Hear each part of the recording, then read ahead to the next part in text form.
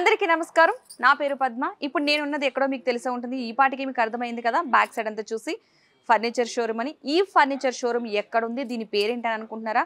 Lavish furniture showroom. ఇది ఎక్కడ ఉందో కాదు, మన గచ్చిబౌలిలో, అంటే రాయదుర్గానికి మధ్యలో, అంటే రాయదుర్గం గచ్చిబౌలి మిడిల్లో.